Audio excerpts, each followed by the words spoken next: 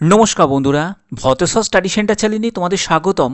Still ইন্ডাস্ট্রির তরফ থেকে নতুন নিয়োগ বিজ্ঞপ্তি জারি হয়েছে।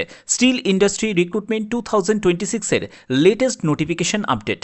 যেসব পোস্টগুলোতে নিয়োগ করা হচ্ছে দেখতেই পাচ্ছ যে technical assistant post, accountant post, laboratory assistant post এবং এমটিএস পোস্টে নিয়োগ করা হচ্ছে।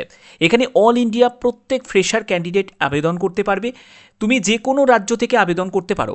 অবশ্যই বলবো প্রত্যেকের কাছে একটাই রিকোয়েস্ট, তোমরা যে রাজ্য থেকে বিলং করছো, যে রাজ্য থেকে তোমরা আবেদন করবে, অবশ্যই তোমার রাজ্যের নাম কমেন্টে জানাবে।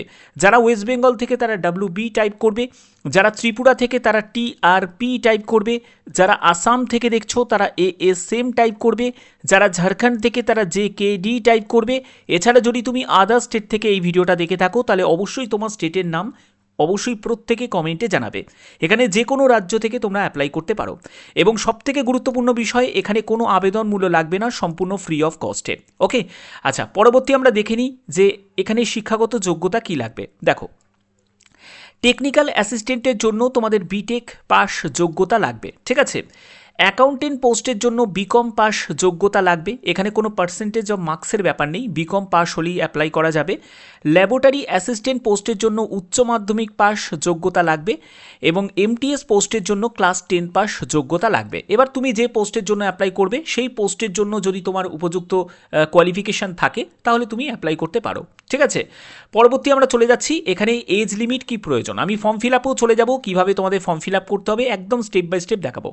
দেখো, টেকনিক্যাল অ্যাসিস্ট্যান্ট পোস্টের জন্য যদি অ্যাপ্লাই করতে চাও 18 থেকে 35 বছরের মধ্যে তোমার বয়স হতে হবে। অ্যাকাউন্টেন্ট পোস্টের জন্য 18 থেকে 35 বছর, আর ল্যাবরেটরি অ্যাসিস্ট্যান্টের জন্য তোমাদের 18 থেকে 30 বছর এবং এমটিএস পোস্টের জন্য 18 থেকে 30 বছর। তবে SC ST OBC তারপরে হচ্ছে ওমেন ক্যান্ডিডেট, এদের কিন্তু এজ রিল্যাক্সেশন রয়েছে গভর্নমেন্ট রুলস অনুযায়ী, যেরকম তোমাদের ইন্ডিয়ান গভর্নমেন্টের রুলস রয়েছে সেই অনুযায়ী এজ রিল্যাক্সেশন রয়েছে। তো ফর্ম ফিল আপে চলে যাচ্ছি। দেখো, এই হচ্ছে অ্যাপ্লিকেশন ফর্ম, যে ফর্মটা তোমাদের ফিল আপ করতে হবে। প্রথমে বলে রাখি, application for the post of, যে পোস্টের জন্য তুমি অ্যাপ্লাই করছো, যদি তুমি টেকনিক্যাল অ্যাসিস্ট্যান্টের জন্য আবেদন করো, অ্যাকাউন্টেন্টের জন্য আবেদন করো, বা ল্যাবরেটরি অ্যাসিস্ট্যান্টের জন্য বা এমটিএসের জন্য আবেদন করো, যে কোনো একটি পোস্টের জন্যই অ্যাপ্লাই করা যাবে। তাহলে তোমাকে সেই পোস্টটা এখানে লিখতে হবে, ঠিক আছে। একাধিক আবেদন কিন্তু করা যাবে না, তাহলে কিন্তু আবেদন সবকটাই রিজেক্ট হয়ে যাবে। যে পোস্টের জন্য অ্যাপ্লাই করছো সেই পোস্টের নামটা এখানে মেনশন করতে হবে। যেমন দেখো, আমি এমটিএস পোস্টের জন্য অ্যাপ্লাই করছি, তো এমটিএস বলে লিখে দিলাম। এরপরে তোমাকে একটি পাসপোর্ট সাইজের ছবি এই জায়গাটা লাগিয়ে দিতে হবে। তোমার ফুল নেম সম্পূর্ণ ক্যাপিটালে লিখবে, তারপরে ফাদার নেম ক্যাপিটালে লিখবে, পার্মানেন্ট অ্যাড্রেস সেটাও কিন্তু ব্লক লেটারে, দেখতেই পাচ্ছ সবই কিন্তু ব্লক লেটারে লেখাটাই বেটার। তো পার্মানেন্ট অ্যাড্রেসের সম্পূর্ণ একদম ডিটেলস অ্যাড্রেসটা থাকবে পিনকোড পর্যন্ত। ওকে, এরপরে যদি তোমার পার্মানেন্ট অ্যাড্রেস আর করেসপন্ডেন্স অ্যাড্রেস যদি সেম হয়ে থাকে তাহলে এখানে তুমি ডু বলেও লিখে দিতে পারো। এছাড়া তুমি আবার কিন্তু লিখতে পারো, ঠিক আছে। ন্যাশনালিটি এখানে অবশ্যই ইন্ডিয়ান হবে, ঠিক আছে, ইন্ডিয়ান লিখবে। ওকে, ডেট অফ বার্থ এখানে তোমাকে মেনশন করতে হবে। তারপরে হচ্ছে তোমার ক্যাটেগরি, তুমি যদি জেনারেল হয়ে থাকো জেনারেলে গিয়ে টিক দেবে, ওবিসি হলে ওবিসি, এসসি হলে এসসি, এসটি হলে এসটি, ঠিক আছে। আর যারা EWS থেকে বিলং করছো তারাও কিন্তু জেনারেলে গিয়েই কিন্তু টিকটা দেবে। ওকে, আচ্ছা, ফিজিক্যাল চ্যালেঞ্জ, যদি তুমি ফিজিক্যাল হ্যান্ডিক্যাপ্ট হয়ে থাকো তাহলে ইয়েস করবে, না হলে তুমি নো করে দেবে। এরপরে ম্যারিটাল স্ট্যাটাস, তুমি আনম্যারিড না ম্যারিড সেটাতে গিয়ে টিক দেবে। তারপরে যদি তুমি NISSTর যদি একজন এমপ্লয়ি হয়ে থাকো, ঠিক আছে, তাহলে তোমাকে এখানে ইয়েস করতে হবে, না হলে তুমি নো করে দেবে। ওকে, তারপরে ল্যাঙ্গুয়েজ প্রফিসিয়েন্সি, দেখো ল্যাঙ্গুয়েজের ব্যাপারটা বলে রাখি, যে ল্যাঙ্গুয়েজে তুমি কমফোর্টেবল আছো সেই ল্যাঙ্গুয়েজে গিয়ে তোমাকে টিক দিতে হবে। ওকে, এবং এখানে পরবর্তী হচ্ছে যে তোমাকে এখানে টেলিফোন নাম্বার, দেখো তোমার টেলিফোন নাম্বার জায়গায় তোমার ল্যান্ডলাইন নাম্বার যদি থাকে সেটা দিতে পারো, না থাকলে নাও দিতে পারো, মোবাইল নাম্বার দিতেই হবে, ইমেল আইডি দিতে হবে। এরপরে হচ্ছে তোমার এডুকেশন কোয়ালিফিকেশান, দেখো এই জায়গাটা থেকে শুরু হচ্ছে।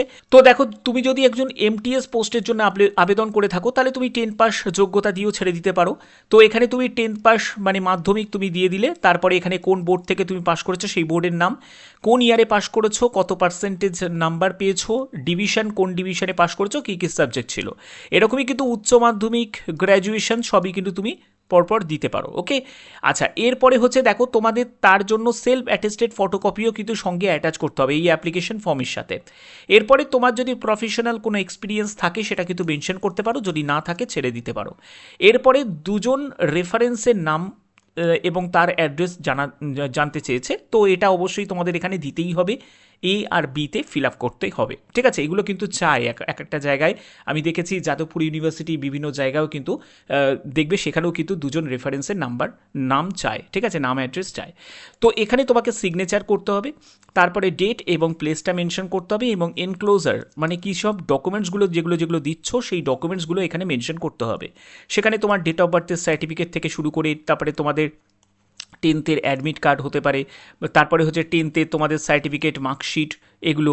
তারপরে মানে যে পোস্টের জন্য অ্যাপ্লাই করছো সেই পোস্টের রিগার্ডিং যে কোয়ালিফিকেশন সেই, তারপরে হচ্ছে কাস্ট সার্টিফিকেট সেটা তোমাদের লাগছে, তারপরে হচ্ছে আদার যেগুলো যে ডকুমেন্টস যদি তুমি গভর্নমেন্ট আইডি প্রুফ হিসাবে কিছু দিতে চাও তাহলে সেটাও তুমি সঙ্গে জেরক্স করে সেলফ অ্যাটেস্টেড করে তুমি দিতে পারো, ঠিক আছে। এবং এখানে বলেই দিয়েছে incomplete form will not be consider, কোনো রকমভাবে ইনকমপ্লিট ফর্ম কিন্তু কনসিডার করবে না। তো তোমাদের এই যে বিজ্ঞপ্তি জারি হয়েছে national institute of secondary steel টেকনোলজির তরফ থেকে, অর্থাৎ এনআইএসএসটির তরফ থেকে, ঠিক আছে, 15 দিনের মধ্যে অ্যাপ্লিকেশন ফর্ম কিন্তু তোমাদের পাঠাতে হবে, ঠিক আছে, 15 দিনের মধ্যে। এবং এটা একটা কন্ট্রাক্ট পিরিয়ড থাকছে, এবং সেই কন্ট্রাক্ট পিরিয়ডের যে মেয়াদটা সেটা 6 বছর, মানে 3 বছর প্রথমে থাকবে, তারপরে পারফরমেন্সের ওপর আরও তোমাদের সেটা এক্সটেন্ড করতে পারে 6 বছর, ঠিক আছে। এবং এখানে 15 দিনের মধ্যে, অর্থাৎ আজকের ডেট থেকে তোমাদের 15 দিনের মধ্যে অ্যাপ্লিকেশন ফর্মটা তোমাকে পাঠাতে হবে। অল ইন্ডিয়া ক্যান্ডিডেট এখানে অ্যাপ্লাই করতে পারে, দেখতেই পাচ্ছ ইন্ডিয়ান ন্যাশনাল যে কোনো রাজ্য থেকে তোমরা অ্যাপ্লাই করতে পারবে। অ্যাপ্লিকেশন ফর্ম এবং প্রয়োজনীয় যাবতীয় ডকুমেন্টস এবং ফটোকপি সেগুলো কিন্তু সঙ্গে তোমাদের অ্যাটাচ করে দিতে হবে, ঠিক আছে। ইনকমপ্লিট ফর্ম থাকলে কিন্তু সেটা তোমাদের রিজেক্ট হয়ে যাবে। ভ্যাকেন্সির ব্যাপারটা যদি তোমাদের বলি, দেখো তোমাদের এখানে ভ্যাকেন্সি এমটিএসের জন্য, ল্যাবরেটরি অ্যাসিস্ট্যান্টের জন্য, এবং তোমাদের এখানে অ্যাকাউন্টেন্ট পোস্টের জন্য, তারপরে টেকনিক্যাল অ্যাসিস্ট্যান্টের জন্য এই লেভেলে তোমাদের ভ্যাকেন্সি রয়েছে, ঠিক আছে। তো আশা করি ভিডিওর মাধ্যমে সম্পূর্ণ বিস্তারিত তথ্য তোমাদের কাছে তুলে ধরতে পারলাম। যদি ভিডিওটা ভালো লাগে অতি অবশ্যই ভিডিওটাতে একটি লাইক করবে, চ্যানেলটিকে সাবস্ক্রাইব করে বেল আইকনটাকে অল করে রাখবে। যদি তোমাদের কোনো কোয়ারিজ থাকে তাহলে অবশ্যই তোমরা কমেন্টে জানাতে পারো। তো এখানে তোমাদের বলে রাখি, এখানে কিন্তু সিলেকশন প্রসেসটা কী থাকবে সেটার ব্যাপারে কিন্তু কনফার্মভাবে কিছু বলা নেই। যদি কোনো আপডেট আসে অবশ্যই তোমাদের পরবর্তী সময় সেই আপডেটটা তোমাদের কাছে দিয়ে দেবো। এখনের মতো এইটুকুই, টাটা।